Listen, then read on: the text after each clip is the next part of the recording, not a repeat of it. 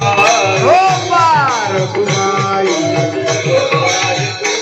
गोपाल कुमारी गोपाल कुमारी गोपाल कुमारी हरि जय जय गोपाल कुमारी राम कृष्ण हरि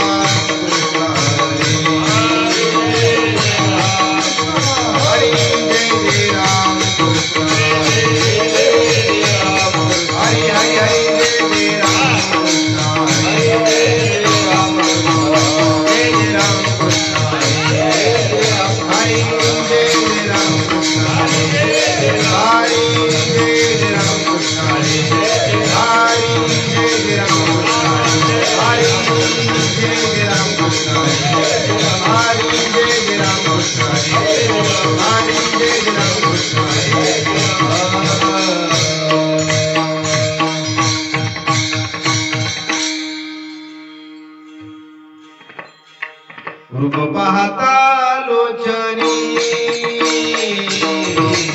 रूप पाहता लोचनी रूप पाहता लोचनी रूप पाहता लोचनी रूप पाहता लोचनी रूप पाहता लोचनी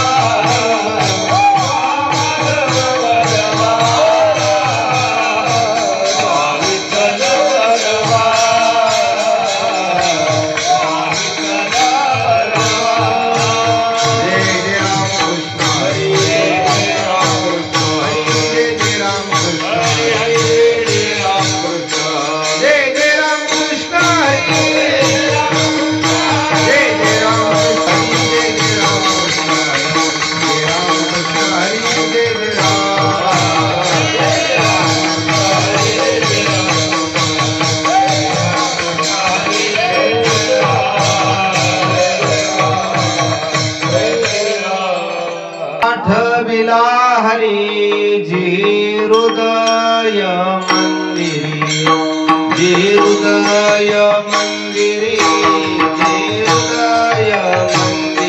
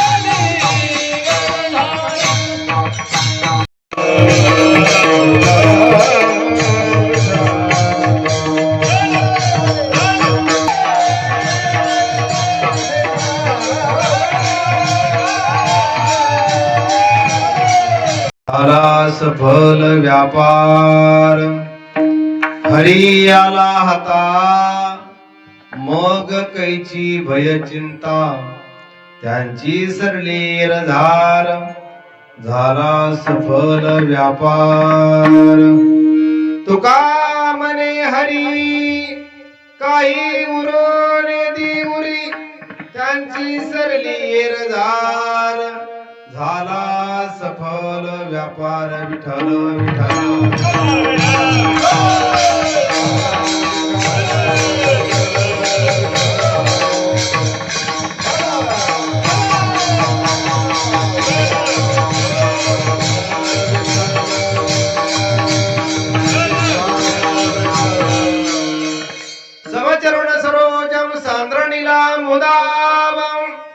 जगननिहित पाने मंडनम मंडनानाम तरुण तुलसी माला कंदरम कंज नेत्रम सदै धवलहासं विठ्ठलं चिंतयामि पांडुरंगा करू प्रथम नमः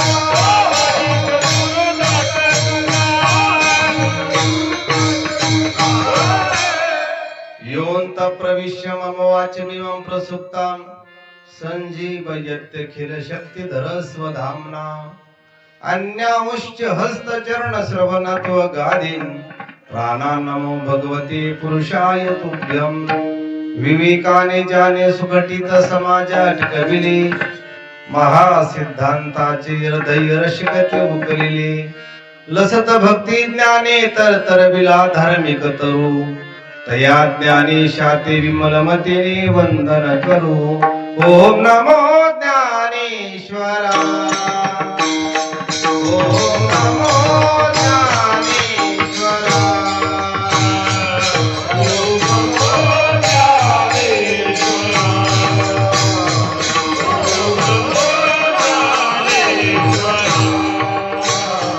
ओम नमो ज्ञानेश्वरा ओम नमो ज्ञानेश्वरा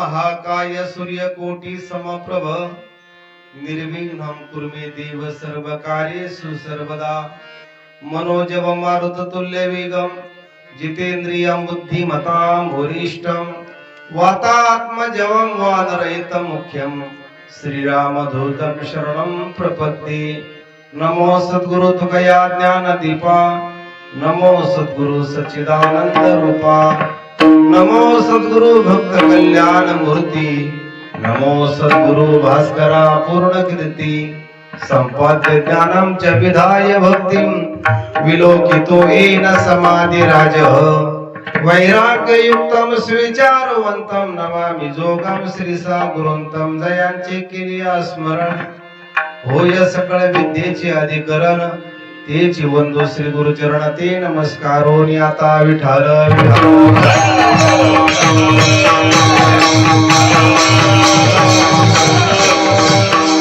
साठविला हरी जेही हृदय मंदिरी त्यांची सरळी एरझार झाला सफल व्यापार अनंत कृपाधाम महामहिम संत श्रेष्ठ श्री जगद्गुरु तुकोबा यांच्या गाथेतील 4 चरणाचा अभंग सेवेकरिता घेतलेला असून या अभंगातून संत श्रेष्ठ श्री जगद्गुरु तुकोबाराय संत जीवनातील सफलता आणि साधना याचं चिंतन प्रकट करताय विठाल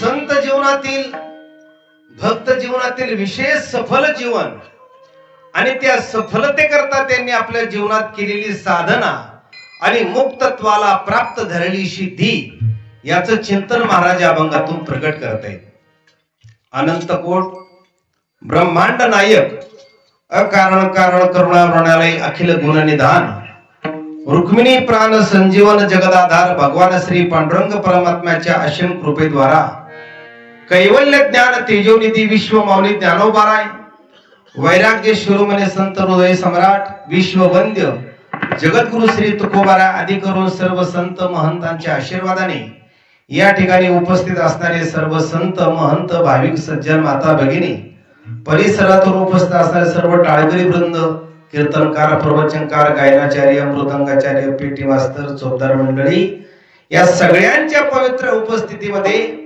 संत श्रेष्ठ श्री काकांच्या परिसरामधला हा भजनी मंडळ आणि काकांच्या पुण्य अशा पवित्र दरबारामध्ये पावन दरबारामध्ये काकांच्या या परिसरामधले सगळं भजनी मंडळ या सगळ्यांच्या पवित्र उपस्थितीमध्ये समापन्न होत असणारा हा भक्ती उत्सव अर्थात अखंड हरिनाम सप्ताह तथा ग्रंथराज ज्ञानेश्वरी पारायण सोहळा रामायण हरिपाठ काकडा आणि या नाम सप्ताहातील 3ऱ्या दिवसाची सेवा समस्त ग्रामस्थ मंडळी सप्ताह कमिटी गावातील भजनी मंडळी अन्नदान करणारी मंडळी वर्गणीदार मंडळी या सगळ्यांच्या वतीने हा सेवा करण्याचा सुयोग प्राप्त झाला विठाल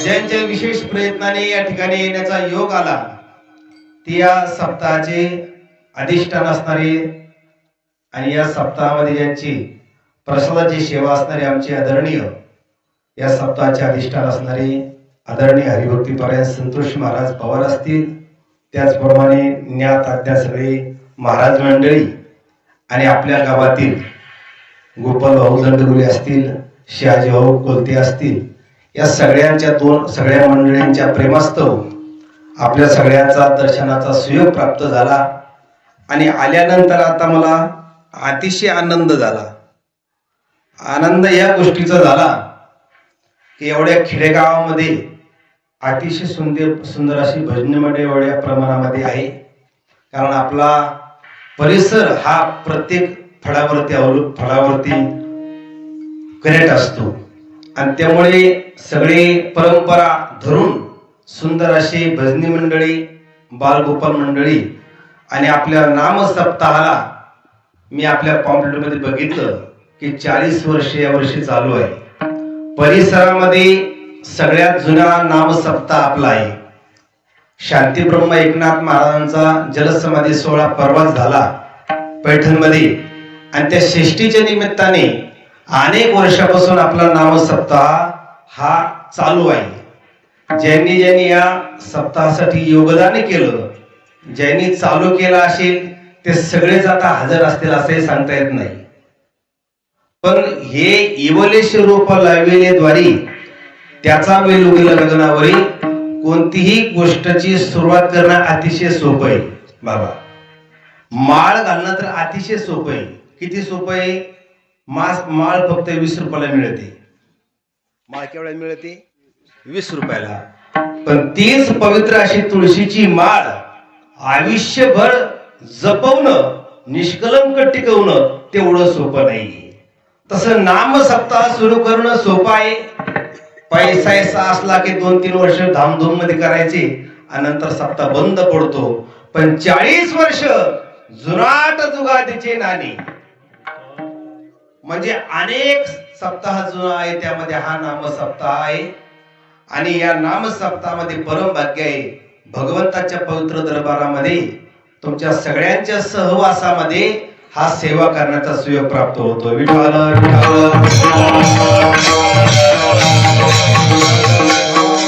आदरणीय आमचे मृदंगाचार्य यांची पहिल्या दिवशी सेवा होती. आमचे परम मित्र प्रमोद महाराज माने आज महाराजांना थोडस बाहेर कार्यक्रम असल्यामुळे महाराज काही हजर राहू शकले नाही. महाराजांचा या नाम सप्ताहामध्ये महाराज दररोज असतात. महाराजांची पहिल्या दिवशी सेवाही होती आणि त्यांच्यामुळे आज सगळ्यांचा दर्शनाचा योग माझ्या जीवनात मला प्राप्त झाला. सुखी जीवनामध्ये सफलता प्राप्त करून घेणं हे माणसाच्या जीवनाचे आद्य कर्तव्य आहे. एरवी जीवनातील सफलता वेगळी आणि गरज वेगळी. मानवी जीवनामध्ये काही गोष्टी आवश्यक आहे, काही गोष्टी अनावश्यक आहे, तर काही गोष्टी अत्यावश्यक आहे. 3 मुद्दे मी तुम्हाला सांगितले: आवश्यक, अनावश्यक आणि अत्यावश्यक. म्हणजे काही गोष्टीची माणसाला गरज आहे, काही गोष्टीची माणसाला गरज नाही आणि काही गोष्टी शिवाय मनुष्य जिवंत राहू शकत नाही. विठ्ठल विठ्ठल.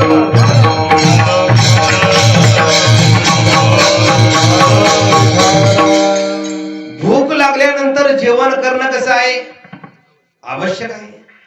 तहान लागल्यानंतर पाणी पिणं आवश्यक आहे. हा कपडा खराब झाला की हा कपडा स्वच्छ करणं कसं आहे? आवश्यक आहे, गरजेचं आहे. पण पोटभर जेवण केलं, असं मगाशी आम्ही जेवलो, पोटभर जेवलो, इतकं जेवलो की प्रमाणाच्या बाहेर जेवलो, असं पोटभर जेवण केलं आणि पोटभर जेवण केल्यानंतर हात धुतला आणि हात हात धुतल्यानंतर बैठकीमध्ये आल्यानंतर हात पुढे करायचा आणि काढा तंबाखू. जसं मला विचारायचं आहे, तसं जेवण गरजेचं आहे, तसं व्यसन करणे गरजेचं आहे का? दारू गांजा मत पियारो अक्कल गुंग हो जाती है, अपनों पल्लों का पैसा खर्च कर मोह में मिट्टी आती है. स्वतःचा पैसा खर्च करून जर आपण व्यसन करत असेल तर त्याची आपल्याला गरज नाही. बघा, शास्त्र सांगतं आपण जन्माला कुठे यावं आणि आपलं मरण कुठे आहे हे आपल्या हातात नाही. जन्माला आल्यानंतर आपण श्रीमंत असावं का गरीब असावं हे आपल्या हातात आहे का? नाही. जन्माला आल्यानंतर आपण स्वरूपाने काळा असावं का गोरा असावं हे आपल्या हातात आहे का? नाही. पण माणसाच्या हातामध्ये 2 गोष्टी आहे. एक आहे संगत आणि दुसरी आहे पंगत. विठ्ठल विठ्ठल.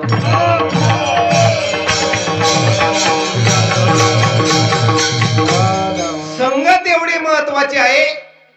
तुकोबारा म्हणतात, तुमचं पतन करायचं की तुमचा उद्धार करायचा हा फक्त संगतीवरती अवलंबून आहे.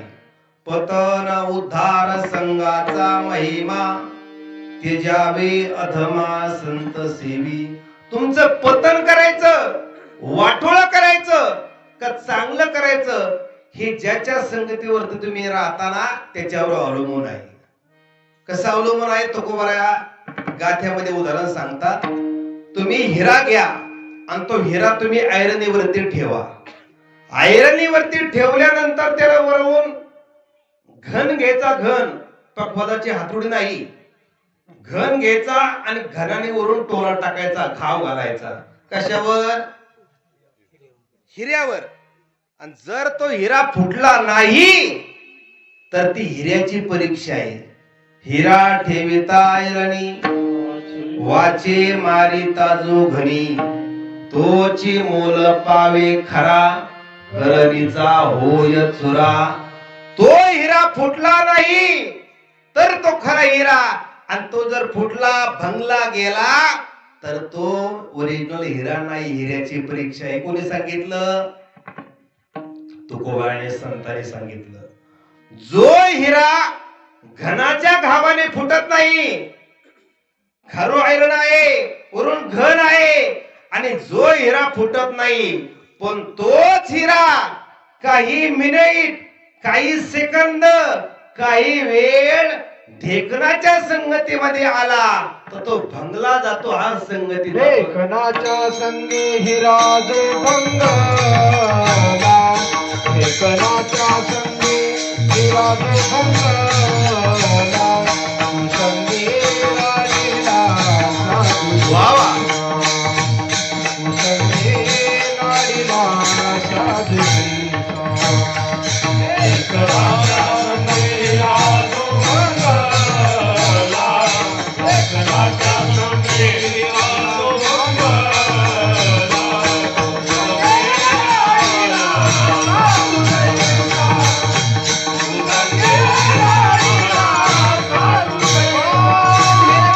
ढेकणाच्या संगी हिरा जो भंगला,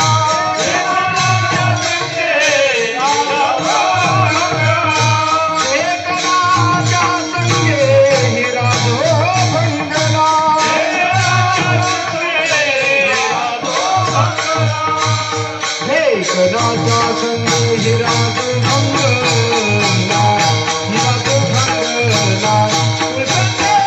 नाडीला साधू तैसा, संगे नाडीला साधू तैसा. ढेकणाच्या संगी हिरा जो भंगला, ढेकणाच्या संगी हिरा जो भंगला, संगे नाडीला साधू तैसा.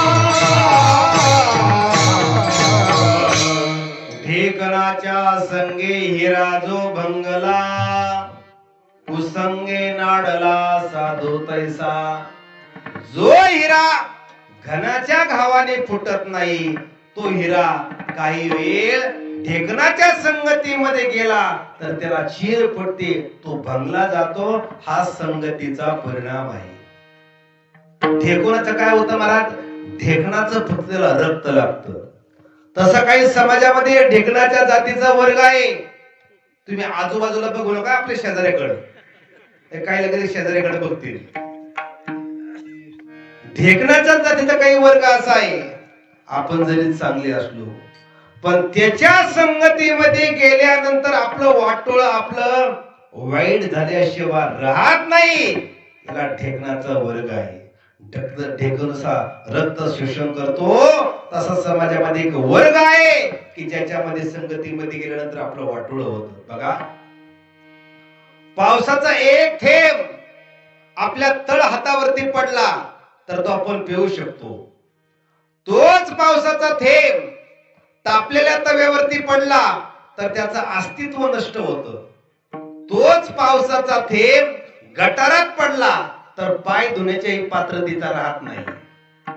तोच पावसाचा थेंब स्वाती नक्षत्रामध्ये शिंपल्यात पडला तर त्याचा मोती होतो. फक्त फरक एवढाच आहे, त्या पावसाच्या थेंबाने संगती कुणाची करायची याच्यावर त्याचं जीवन अवलंबून आहे.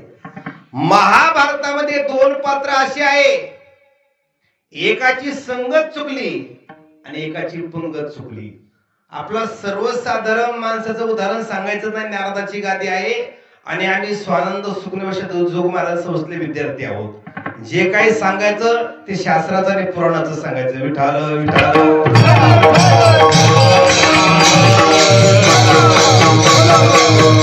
महाभारतामध्ये दोन पात्र अशी आहे, एकाची संगत चुकली आणि एकाची पंगत चुकली. ज्याची संगत चुकली तो 5 पांडवापैकी एक आहे, त्याचं नाव काय? कर्ण. तो जर तसा विचार केला तर तो 5 पांडवापैकी सगळ्यात मोठा आहे, ज्येष्ठ आहे, म्हणजे राजगादीचा अधिकारी पहिला तो आहे. त्याला राजा व्हायला पाहिजे, पण नाही, त्याला मरावं लागलं. का? संगत चुकली. देवाकडे जे 6 गुण आहे ऐका, यशस्वी, औदार्य, ज्ञान, वैराग्य, ऐश्वर्य, हे 6 गुणवर व्यवस्थित म्हणून तो भगवंतो यश, श्री, औदार्य, ज्ञान, वैराग्य आणि ऐश्वर्य हे 6 गुण देवाने 6 भक्ताला दिले. यश थोरविला मारुती, बिभीषण केला लंकापती, औदार्य देऊने कर्ण हाती कीर्ती दिगंती मिरविली. निळोबाराने 6 चरणामध्ये 2 चरणामध्ये 6 गुण सांगितले. आपल्याला सांगायचं आहे औदार्य देऊने कर्ण हाती, म्हणजे ज्यांच्या आपण दरबारात हजर हनुमंतरायाला यश हा गुण प्रदान केला, तसं दातृत्व हा गुण देवाने कोणाला दिला? कर्णाला दिला. ज्या कर्णाने कधी आयुष्यात कोणालाही रिकाम्या हाताने पाठवलं नाही का, कर्णाला देवाने हा गुण दिला. म्हणजे देवाने ज्याला गुण दिला असन त्याला काही लायकी असन ना, काही पात्रता असन ना. आमदारचं तिकीट सुद्धा सहज मिळत नाही, त्याला सुद्धा पात्रता असावी लागते. म्हणजे तर हे सहज मिळत नाही, तर मग देवाना जे गुण दिला तो सहज मिळू शकतो का? नाही. देवा जेव्हा महाभारताचं युद्ध चालू होतं, भगवान श्रीकृष्ण परमात्मा रथामध्ये बसलेले होते आणि समोर कर्ण होता, आणि मग देवाला असं वाटलं हा कर्ण आहे ना, अर्जुनाला आठवत नाही. त्याचा रथ, त्याचं चाक असं जमिनीत फसायला लागलं, तरी तो दाताने बाण सोडायचा, दोरी सोडायचा आणि बाण मारायचा. देवाला देखवलं नाही.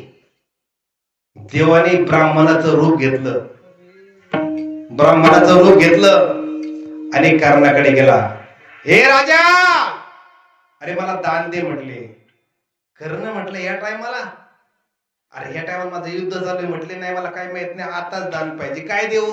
म्हणजे तुझे पुढचे 2 दात पाडून दे, कारण पुढचे 2 दात हे सोन्याचे होते. देवाने असं म्हटल्यानंतर ब्राह्मणाने म्हटलं तर कर्णाने मागचा पुढचा विचार नाही केला, बुक्की मारली आणि पुढचे 2 दात पाडले आणि देऊन टाकले. तुकोबाराने गाथ्यात लिहून ठेवलं, कर्ण भिडता समरांगणी, बाणी व्यापेला रणी. काय तुकोबाराने सांगितलं हो, काय परीक्षा बघितली, तरी सुद्धा कर्णाने परीक्षात पास झाला. पण या कर्णाला संगती कोणाची होती बाबा? दुर्योधनाची होती. संगत चुकली आणि संगत चुकल्यामुळे त्याला मारावं लागलं. विठाल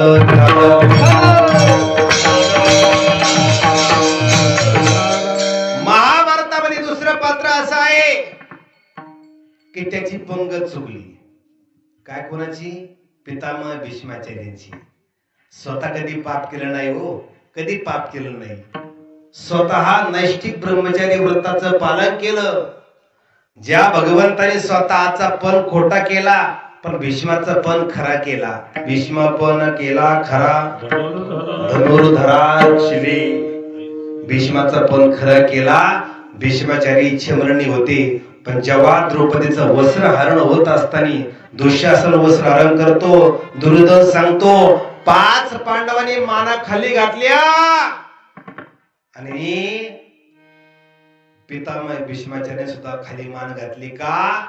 जो पाप करतोय ना पाप, त्याचं अन्न खाल्लं, जेवण केलं आणि जेवण चुकीच्या माणसाचं केल्यामुळे पाप होत असताना बघावं लागलं, खाली मान घालावी लागली, पंगत चुकली. कीर्तनात कमीत कमी संगत आणि पंगत बाबा एवढं जर लक्षात ठेवलं तर माझ्या आनंदीचं येण्याचं सार्थक झालं. विठाल विठाल.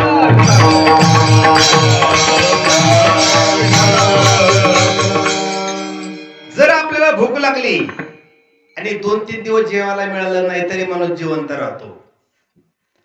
तहान लागली आणि 1 दिवस पाणीच प्यायला मिळालं नाही तरी माणूस जिवंत राहतो की नाही?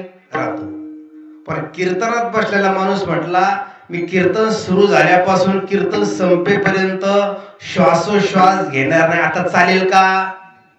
श्वासाशिवाय आपण जिवंत राहू शकत नाही, जगू शकत नाही. आणि असा कोणी प्रयत्न केला की सकाळी पाहुणे मंडळीला फोन करावा लागेल, तयारी करावा लागेल, आणि त्याला निरोप पण द्यावा लागेल. म्हणजे श्वासोश्वास अत्यावश्यक आहे. विठाल विठाल.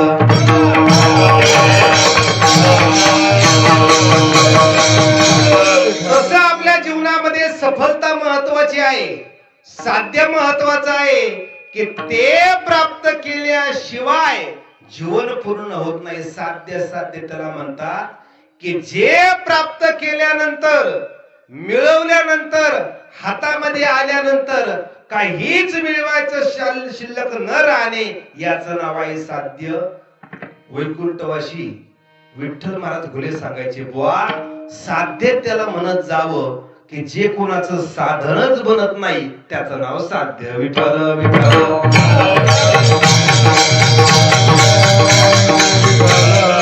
संसारातील प्रत्येक वस्तू कुणाचे तरी साधनच बनत असते, ते साध्य होत नाही. कुणाचे तरी साधनच बनत असते, पण प्रपंचामधली कोणती वस्तू साध्य नाही, साधन होते. पण परमार्थात तसं नाहीये. साध्य त्याला म्हणत जावं की ते मिळवल्यानंतर ज्याने सांगतयाचे बोलणे खोटे, एकतयाचे व्यसन तुटे, जे जाणणे साने मोठे, गुरु निधीला म्हणतात साध्य. आणि हे प्राप्त करणं म्हणजे काय? ज्ञानामृती तृप्तस्य कृतकृतस्य योगिना कृतकृत्य झालो.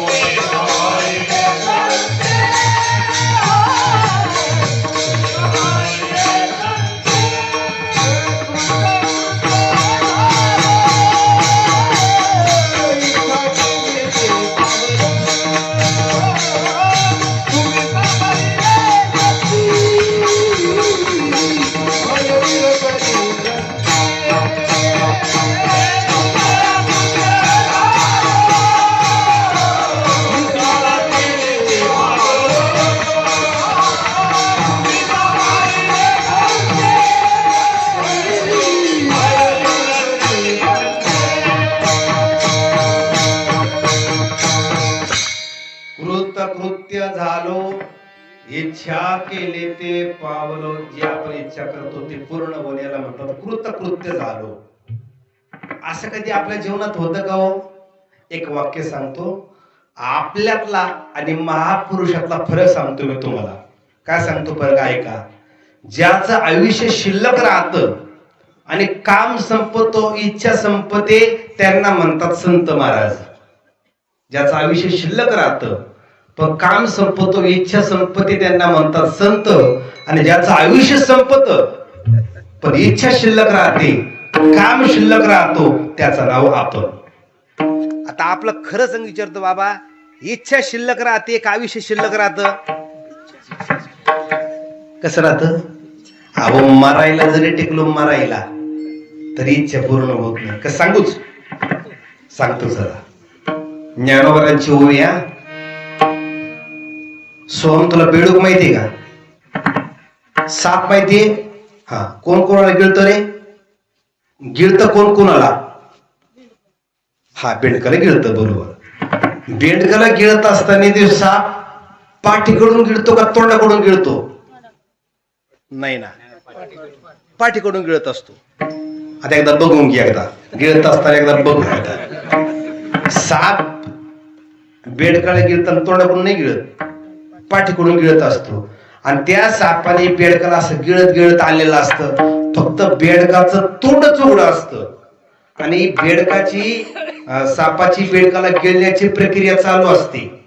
तरी देखील तो बेडू आहे कुठं? सापाच्या तोंडात. आणि तो फक्त तोंडच उघड दे, तरी देखील तो बेडू समोरून जाणाऱ्या किड्या, मुंग्या, माश्या खाण्याचा प्रयत्न करतो. कोण? अहो बेडकाचं कशाला सांगू? मी 300-350 किलोमीटर आळंदीन मी काय तुम्हाला बेडकाचं सांगायला आलो का? बेडकाचं नाही सांगायला आलो हो, मी आपलं सांगतो. जवळ जवळ आपण काळाच्या जबड्यात गेलेलो आहोत आणि काळ आपला मिनिटाला सेकंदाला वाढ बघतोय. नाथ महाराज सांगतात, घडी घडी काळ वाट याची पाही, अजूनही किती आहे अवकाश. न्याळी पा केवडा पसरला से चवडा, करोनी माझी वडा आकार गजू. दर दूर सापे गिळता युगा, तरी तो वेटाळी जिव्हा. तैसी या प्राणी कवन लोभा, वाढविती तृष्णा तृष्णा नष्ट होणं. जीवनाची इच्छा रहित होणं हे जीवनाचं साफल्य आहे. आणि असं जर काय असेल इच्छा रहित जीवन होणं, तर ते आहे भगवंताचं दर्शन. विठ्ठलाची एक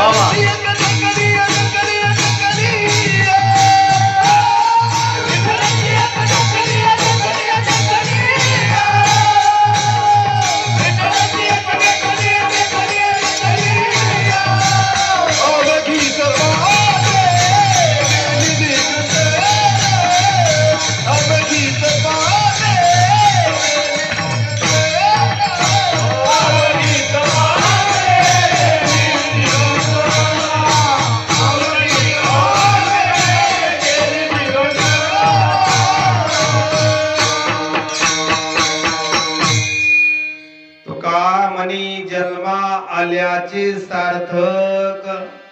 10 एकर घेतल्यानंतर की 5 कोटीचा बंगला बांधल्यानंतर नाही हो देवा. विठ्ठलाची एक देखलिया, भगवंताचं दर्शन झालं. भगवान परमात्मा आपल्या अनुभवात आला, भगवान परमात्मा आपल्याला प्राप्त झाला की आपलं जीवनाचं पूर्णत्व आहे. आपल्याला देवाचा अनुभव आला पाहिजे. आता मला तुम्हाला एक विचारायचं बाबा, आपल्याला अनुभव नाही असं नाही का?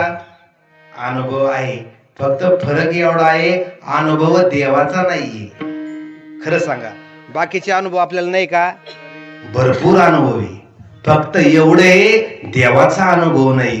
पण अनुभव कुणाचा पाहिजे? देवाचा. देवाचा अनुभव नसेल आणि जगाचा अनुभव असेल तर त्याला आपल्या जीवनामध्ये किंमत शून्य आहे, शून्य. अनेक नाही माझ्या मना, हो का पंडित शहाणा. तुकोबरा म्हणतात, अरे त्याला सगळ्या जगाचा अनुभव आहे आणि त्याला देवाचा अनुभव नाही.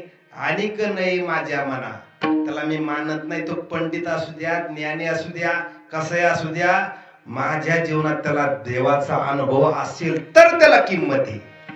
शून्याला काही किंमत असते का सोहम? शून्याला काही किंमत आहे का? नाही. एका फळ्यावर एक चांक लिहिलं होता. आता मला तुझं एकट्याचं नाव पाठे आणि पुढच्या वर्षी तुला वडिलांनी सांगितलं आळंदीला घेऊन जा म्हणून तुला मग तुझी परीक्षा मला बघायची अगोदर.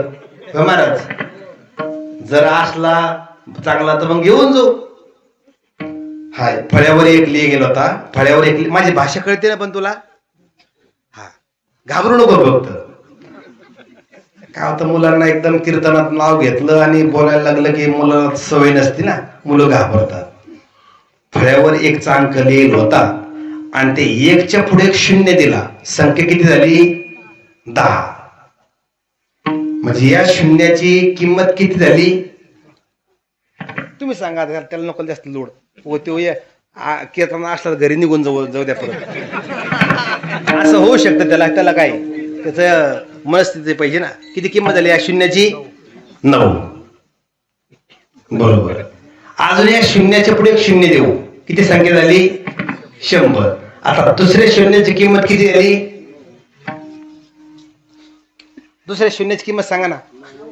90. हा, बरोबर. आता 100च्या पुढे अजून एक शून्य देऊ. 1000. आता तिसऱ्या शून्याची किंमत किती झाली? नाही, 900. 9, 90, 900 इथपर्यंत. बरं, अजून शून्य देऊ का थांबू?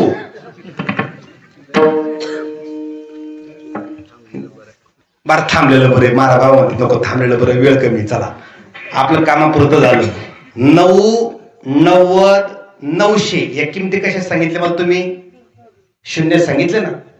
9, 90, 900 किंमत कशाची आहे? शून्याची आहे. एक खोडकर पोरगा आलं आणि त्याने एक चांका पुसून टाकला. तो एक चांका होता ना पहिला, तो पुसून टाकला. आता या शून्याची किंमत किती राहिली? अहो, तुम्ही मला आताच 9, 90, 900 या किमती कशा सांगितल्या? शून्याच्या. मग शून्य त्या फळ्यावर नाही का आता? अव शून्याला किंमत जरूर आहे, पण कधी अगोदर एकचा अंक असेल तर. एकचा अंक असेल तर शून्याला किंमत आहे. तसं तुमच्या जीवनामध्ये तुमच्या गाडीला, तुमच्या बंगल्याला, बँक बॅलन्सला किंमत आहे, पण कधी गळ्यात माळ असेल तर. नाही तर मग सगळं आहे आणि हेच नाही तर मग त्याला किंमत नाही. एके दाखविले 10 फाटा पहा पुसोनी. तुकोबात म्हणजे एक पण पुसायची गरज नाही. खालचं दांड काही ना, फक्त त्याचा फाटा पुसा तर तो पण शून्य होतो. सांगण्याचा मुद्दा आहे, आपल्या जीवनामध्ये आपला देवाचा अनुभव आला पाहिजे. देवाचा अनुभव आला की आपली इच्छा पूर्ण होते. आणि एकदा इच्छा पूर्ण झाली, आपल्या आशा संपले, काय होतं याचं उत्तर महाराज अभंगाच्या पहिल्या चरणामध्ये देतात.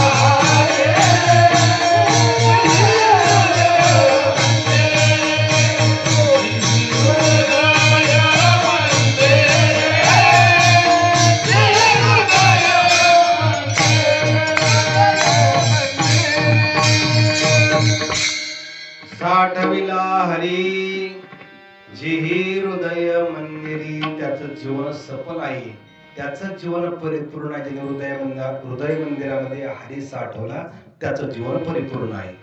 प्रश्न हा निर्माण होतो, हृदयात हरी साठवता येतो का? आणि हृदयात हरी साठवण्याकरता हरी तेवढा लहान होतो का?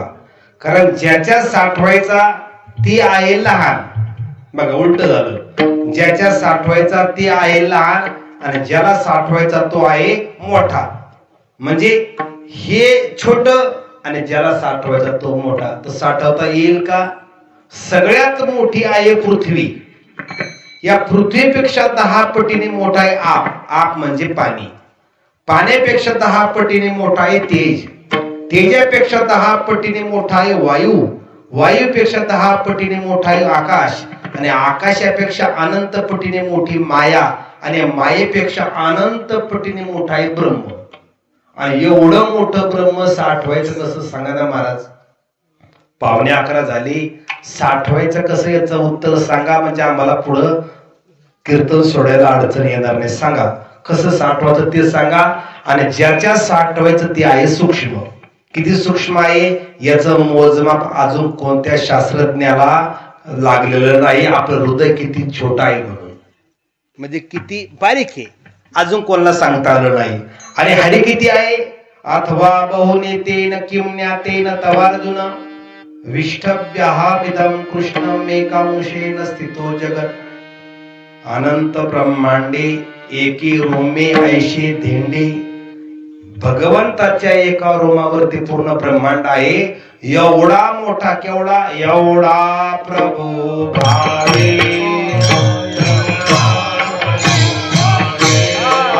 एवढा प्रभू भावे.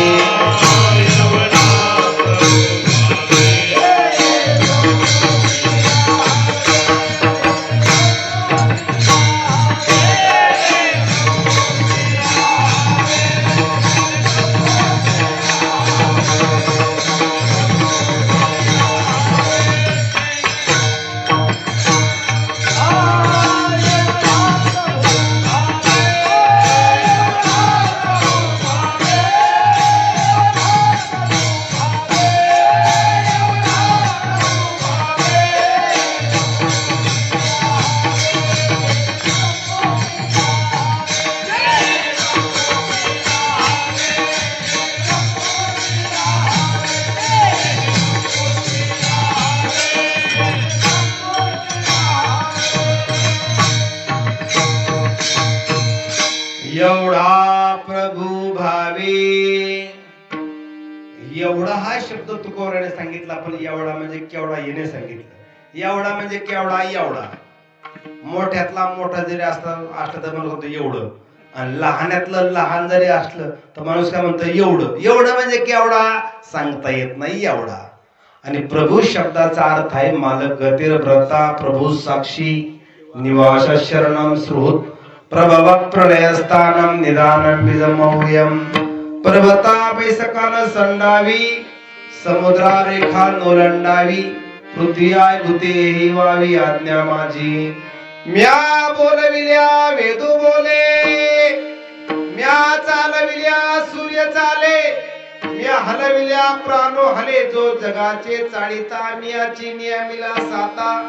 काळुग्राशी तशी भूता. हे म्हणे ते सगळे सगळे जाता सगळे जयाची. तो हा समर्थ वृक्षाचे ही पान हाले ज्याची सत्ता. राहिली अहंता मंग कोठे. अरे या देवाच्या सत्तेशिवाय वृक्षाचं पान सुद्धा हलत नाही. त्याला म्हणतात प्रभू. आणि एवढा प्रभू साठवायचा कसा?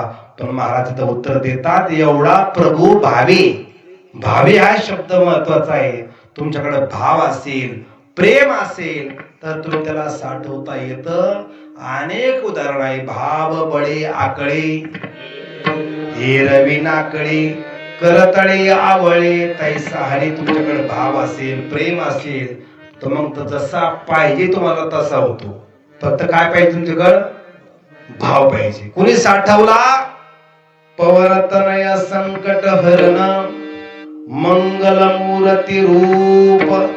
राम लखन सीता सहित. हृदय बसवू सुरभू हनुमंतरायाने साठवला. आणि कोण साठवला?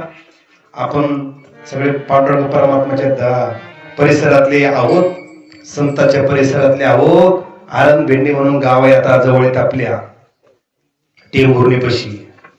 या आरण गावी श्री संत सावता महाराज रानामध्ये कांदा मुळा भाजी अवघे विठाबाई माझी काम करत असताना फक्त म्हणतात कलथून लसूण मिरची कोथंबिरी अवघा व्यापीला हरी. फक्त असं करत असताना काय केलं त्यांनी? सावता सागर प्रेमाचे आगर घेतला अवतार माळ्या घरी. त्यांनी साठवला महाराज. श्री संत सावता महाराजांनी साठवला. जनाबाई महाराजांना साठवला. धरला पंढरीचा चोर गळा बांधुनिया दोर हृदयवंती खाना केला आत विठ्ठल कोंडीला. अनेक संतांचे उदाहरण आहे त्यांनी साठवला. एक झालं. पण आपलं शास्त्र असं आहे, जर आपल्याला हृदयात देव साठवायचा असेल तर ते घर अगोदर निर्मळ करावं लागतं. तुका म्हणे चित्त करारे निर्मळ आणि मग येऊनी गोपाळ राहे ते. जर आपला भगवान परमात्मा जर आपल्या हृदयात साठवायचा असेल तर या हृदयाचं मंदिर करावं लागतं. मंदिर कशाला म्हणतात? म म्हणजे मंगलता, दी म्हणजे दिव्यता, मंगलता दिव्यता आणि रम्यता ज्या ठिकाणी असते ना त्याला म्हणतात मंदिर. म्हणजे काय करावं लागतं? या हृदयातला जे काम क्रोध लोभ मद मत्सर दंभ अहंकार हे षडविकार षडवैरी बाहेर काढावे लागतात. तेव्हा भगवान परमात्मा आपण हृदयात साठवू शकतो. तुम्हाला साधं उदाहरण सांगतो म्हणजे आपल्याला लक्षात येईल. आपल्या घरी जर पाहुणे यायचे असले पाहुणे तर आपण घर कसं करतो? कसं करतो घर? म्हणजे पाहुणे नाही, सप्ताहाचे पाहुणे नाही. महाराजांनी आळंदीवरून मुलाला पाहायला पाहुणे यायचे असतील ते पाहुणे म्हणतो मी. आणि मग असे कोपरे कापरे सगळे झाडून घ्यायचे, चटाया शेजारे गुण आणायच्या, उश्या आणायच्या, तक्क्या आणायचा, खुर्च्या आणायच्या, सगळं असं स्वच्छ करायचं. आणि ते पाहुणे येतात बघतात आणि बघितलं त्याला पसंत पडतं सगळं आणि ते निघून जातात जमत. आणि मग 6 महिन्यानंतर त्याच्या लक्षात येतं हा सगळा बारदाना उष्णारा आणलेला होता. यांचं घरातलं काहीच नव्हतं, रॉंग नंबर लागला. अहो साधा पाहुणा जर यायचा असेल तर आपण घर किती निर्मळ करतो. आणि या विश्वाचा मालक जर आपल्या हृदयामध्ये साठवायचा असेल तर ते घर तसंच ठेवावं लागेल का? नाही नाही नाही, हे घर तुम्हाला निर्मळ करावं लागेल. बघा तुकोबारायाने त्या काळामध्ये देव डोक्यावरती घेतला, पाठीमध्ये घातला, डोक्यावर घेतला आणि गल्लीत फिरायला लागले. देव घ्या कोणी, देव घ्या कोणी, देव घ्या कोणी, देव घ्या कोणी, देव घ्या कोणी, देव घ्या कोणी, देव घ्या कोणी, देव घ्या कोणी. आईला वा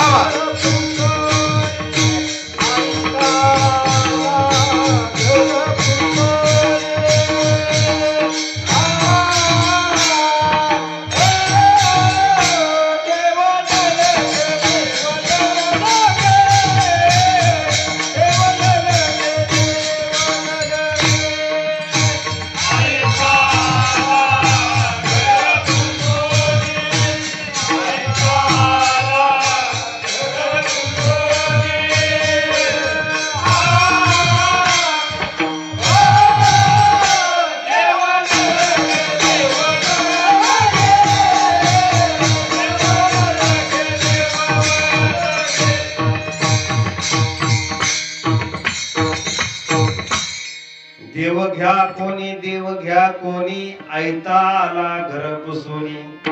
तुकोबा विचारायला लागले. लोक म्हटले नाही आम्हाला देवन लगे का साठवणीचे रुंदले जागे. तुम्ही देव घेऊन आले पण देव साठवायला आमच्याकडे जागा रिकामी नाही. का जागा रिकामी लागते? जुन्या काळामध्ये ना माता भगिनी घागरीने पाणी आणायच्या. आता घागरीचं असं होतं, बुडामध्ये मोठी आणि तोंडात कशी असायची? ती बारीक असायची, छोटी असायची. मग ती विहिरीवर नदीवर काय आडा असला की त्या घागरीने पाणी आणायचं. आपण नदीवर घेऊन गेलो आणि एकदम तिला असं बुडवलं, त्यात पाणी जातं का? नाही. त्याला असं पालतं केलं, 2-3 फूट असं खाली दाबलं, पाणी जातं का? नाही. त्यात पाणी जावं असं वाटत असतं, काय करावं लागतं? त्याला असं कानी करावं लागतं. कानी केली तर वाकडी केलं, कानी केलं की मग त्यात पाणी जातं. का जातं पाणी? त्या घागरीत हवा असते. घागरीत काय असते? हवा असते. ती हवा जशी जशी बाहेर जाईल ना तस तसं पाणी आत जातं. काही काही घागरी, मला तुम्हाला एक प्रश्न विचारायचा आहे, घागर पाण्यात असणं महत्वाचं का घागरीत पाणी असणं महत्वाचं आहे? चोपदार कसं म्हणजे पाण्यात घागर असावी का घागरीत पाणी असावं? हा, घागरीत पाणी असावं. काही काही घागरी 40 वर्ष झाले पाण्यातच आहे, पण त्याच्या हात काही त्यांनी पाणी जाऊन दिलंच नाही. बाबा त्याने काय केलं? ते म्हणलं नाही, पाणी जाऊन दिलं नाही आतमध्ये. मग घागर किती दिवस पाण्यात हे महत्वाचं नाही, त्या घागरीत पाणी गेलं का नाही हे महत्वाचं आहे. तसं तुम्हाला भगवान परमात्मा हृदयात साठवायचा असेल तर या हृदयाचं मंदिर करावं लागेल. आणि हृदयाचं मंदिर केलं की त्याचं फळ, त्याचं साध्य काय मिळतं हे अभंगाच्या दुसऱ्या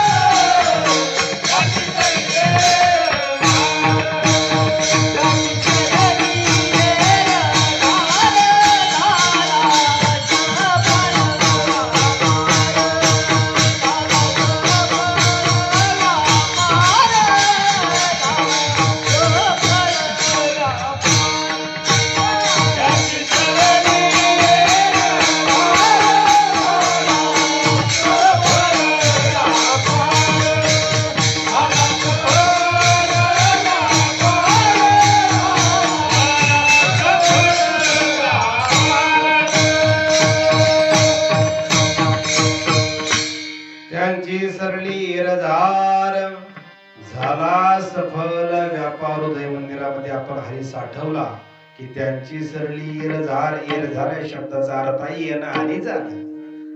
थोडक्यात सांगायचं म्हणजे मराठीत म्हणाय घोडं मिलं ओझ्यानी आणि शिमरू मिलं इरझाऱ्यानी. याचा अर्थ कसलाच लाभ न होता नुसतं यायचं आणि नुसतं जायचं याला इरझार म्हणतात. पुनरपि जननम पुनरपि मरणम पुनरपि जननी जठरे शयनम. किती वेळा जन्म यावी नित्य व्हावे फजित किंवा किती जन्म झाला फेरा गणित नाही जी तातारा. पडिलो आवर्ती घोरा बहु थोरा ओळसिया याला म्हणतात इरझार.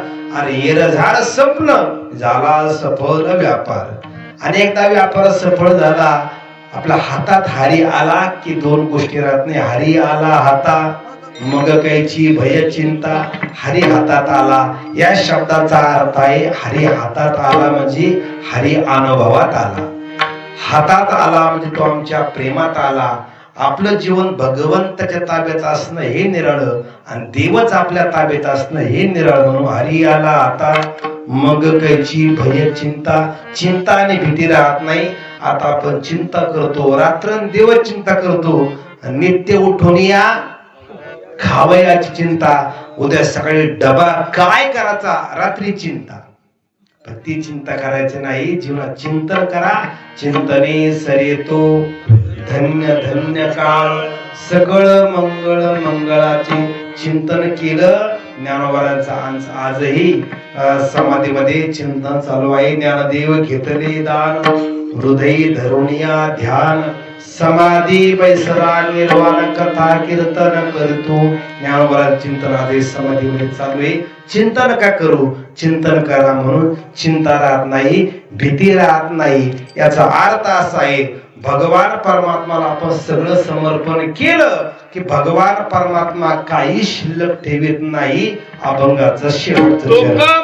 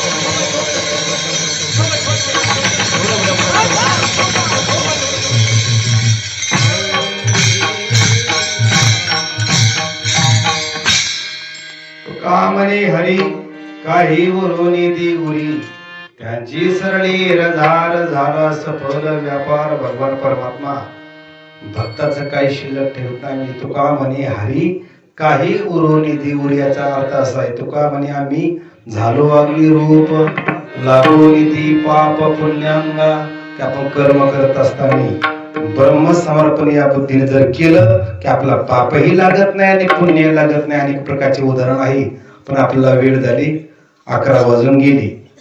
आणि आपण कर्म करत असताना जोवरी संग प्रकृतीचा तो त्या गुण घडे कर्माचा, ऐशी ही म्हणे तिथयाचा आग्रहोची वरी, जोपर्यंत आपल्या प्रकृतीमध्ये शरीर आहे तोपर्यंत आपलं कर्म हे करावंच लागणार आहे. पण कर्म करत असताना मी केलं, माझ्यामुळे झालं, मी होतं म्हणून हे सगळं चालतं, असं जर अहमपणा घेतला तर आपला पाप लागतं, पुण्य लागतं. आणि कर्म केलं आणि या कर्माचा माझा काही संबंध नाही तर आपल्याला पापही लागत नाही आणि पुण्य लागत नाही. एक उदाहरण सांगतो आणि सेवा समाप्त करतो, सेवा थांबतो. जर आपण एखाद्याच्या घरावर रॉकेल ओतलं, रॉकेल बंद झालं का? की तुमच्या माऊली नगर मध्ये मिळतं महाराज, मिळतं का? नाही. मग डिझेल आणायचं का पेट्रोल? ते पण बंद झालं का? बरं चला, काडी तर लावा लागेल ना. काडी लावायला पेटण्यासाठी काही लागेल ना थोडंफार काहीतरी अगोदर. आधार पावशेरभर 1 लिटरभर आणलं, समजा आपण डिझेल आणलं, एखाद्या घरावर मकानावर आपण ओतलं आणि घर पेटून दिलं.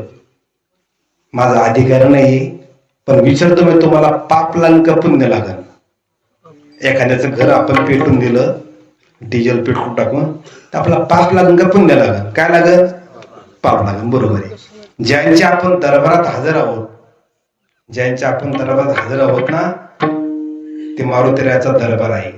त्यांनी घर नाही पेटवलं, काय पेटवलं? अख्खं गावच पेटवलं.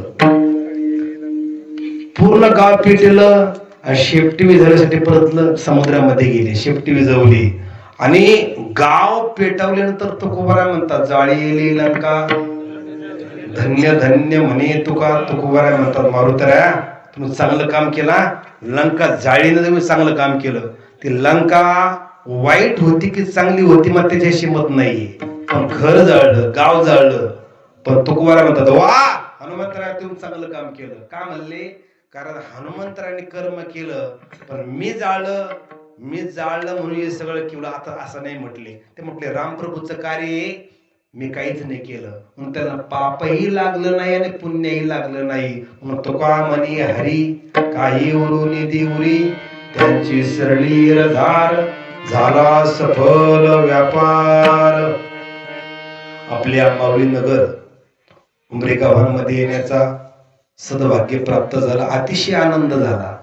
आनंद या गोष्टीचा वाटला की तरुण मंडळी तर माझ्या ज्येष्ठ श्रेष्ठ मंडळी माझ्या समोर आहेत, पण त्याही पेक्षा भजनी मंडळ अतिशय सुंदर आहे.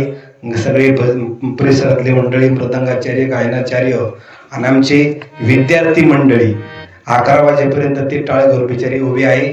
त्यामध्ये कोणी कीर्तनकार होईल. कोणत्या महाराजाकडे आहे? रामकृष्ण हरी महाराज, दादा महाराज ना. महाराजांना द्यावे ते धन्यवाद. महाराजांसाठी सगळ्यांना टाळ्या वाजवा. महाराजांचे विद्यार्थी इकडे उभी आहे. महाराजांचं कार्य अप्रतिम आहे. कारण माझी संस्था आळंदीला आहे. विद्यार्थ्याला काय सांभाळणं इतकं सोपं नाहीये. आणि बघा, यातले कोणी गायक होईल, कोणी वादक होईल, कोणी कीर्तनकार होईल, हे त्याच्या बुद्धीवर आहे. पण याच्याही पेक्षा सगळे विद्यार्थी माणसं होणारे. काय होणारे? माणसं. आणि जगात लोकसंख्येची कमी नाहीये. कशाची कमी आहे? माणसाची कमी आहे सध्याला. तेवढे घडवण्याचं काम महाराज करतायत. आपल्या गावातील 2-3 विद्यार्थी माझ्याकडे आहे. आमचे सार्थक महाराज दणगुले, विठ्ठल महाराज कोलगे, युवराज आणि आपल्या सत्ताचे अधिष्ठान असणारे आमचे संतोष महाराजांचे चिरंजीव सुमित महाराज, आज सगळे सुंदर पकाला येतात ना. सगळे तयार होणारे माणसं आहे आणि तुमच्या आशीर्वादाने ते सगळे तयार होणारे आहे आणि तयार होणारच आहे. असे माऊलींच्या दरबारामध्ये युवराज महाराज आहे. सगळे मंडळी आहे. फक्त प्रार्थना अशी आहे, आपण सगळ्यांनी त्यांना आशीर्वाद द्यावे आणि अखंडपणे आपला सप्ताह अखंडपणे सुवर्ण महोत्सवापर्यंत चांगला उत्साहाने याच्या पुढे चालावा. कारण 12 वर्ष झाले की तप होतं, 25 वर्ष झाले की रौप्य महोत्सव असतो. कोणता? रौप्य महोत्सव. 50 वर्ष झाले की सुवर्ण महोत्सव असतो. 75 वर्ष झाले की अमृत महोत्सव होतो आणि 100 वर्ष झाले की शताब्दी असतो. अजून 10 वर्षानंतर आपला नाम सप्ताहाचा सुवर्ण महोत्सव आहे. सुवर्ण म्हणजे 50 वर्षामध्ये. मला नका बोलू कीर्तनाला, पण तुम्ही सगळ्यांनी मोठाने बेस्ट सुवर्ण महोत्सव करावा अशी भगवंत चरणी प्रार्थना करतो. अतिशय आनंद झाला. किती आनंद झाला. आज दिवसभर प्रवास करून आळंदी देऊन थकलो होतो, इतकं थकलो होतो, पण तुमच्या सगळ्यांचं प्रेम उत्साह पाहिला, अतिशय भारावून गेलो. आपलं प्रेम असंच आमच्या, तसं तुमच्या नगरीला नावे माऊली नगर उंगरे गव्हाण, तसं माऊलीच्या लेकरावर प्रेम केलं, तसंच प्रेम आपण माझ्यावर करावं. ज्ञानेश्वर माऊली, ज्ञानराज माऊली,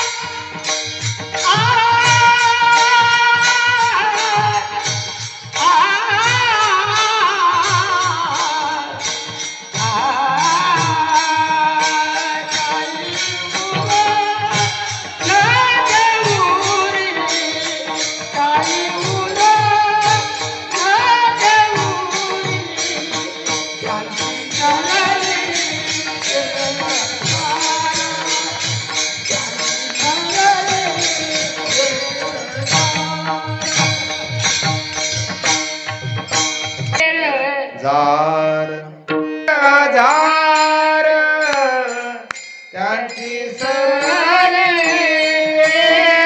जार तुझी सरणी रदार तुझी सरणी रदार तुझी सरणी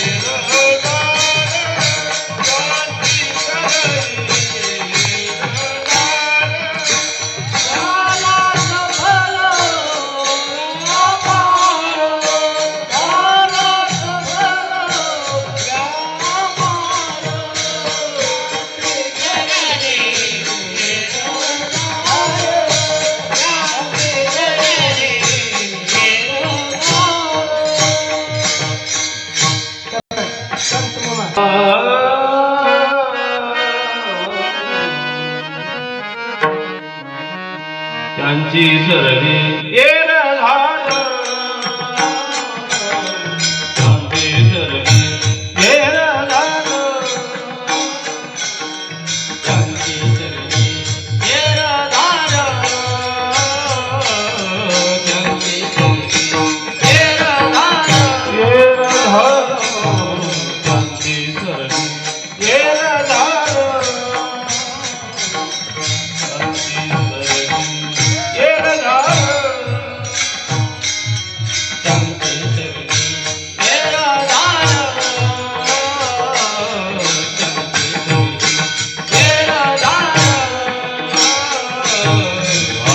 Papa.